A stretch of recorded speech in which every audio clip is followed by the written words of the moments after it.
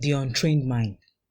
As Christians, we cannot afford to be ruled by an untrained mind, a mind that is not positively influenced by a heart that is motivated by God. We cannot be ruled by mere behavioral changes, mere transformation in our outlooks to meet up with generally accepted public status.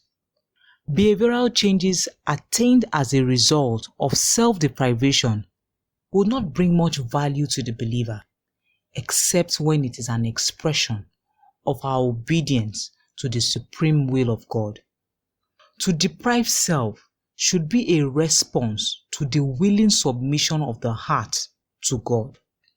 The heart and the mind must work together to fulfill the divine purpose.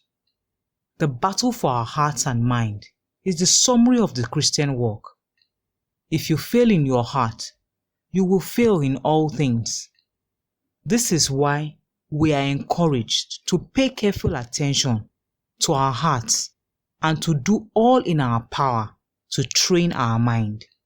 The Spirit of God teaches believers these two important concepts.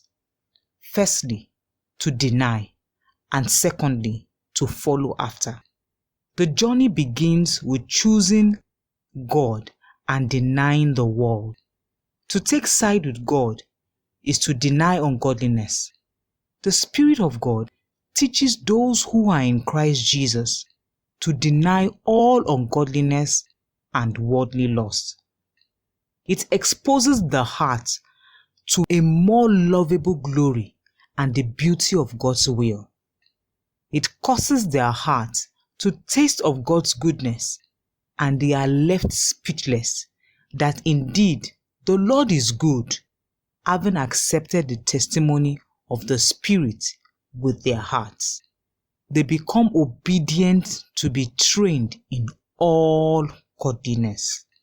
They are at this point able to freely yield their mind to learn about all the things that are freely given to them in Christ Jesus. They begin to appreciate the mind of Christ.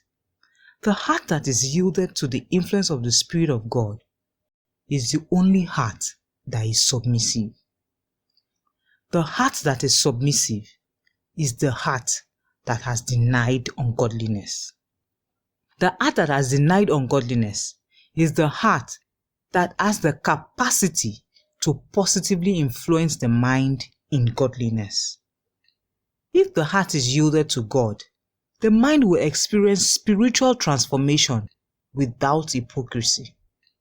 If the heart fails to respond to God, the works of the mind will be the works of the flesh, the works of a heart ignorant of the will of God. At such time, the mind cannot please God.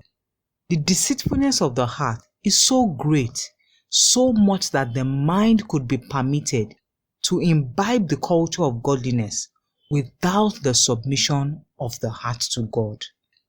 Matthew chapter 15 and verse 8.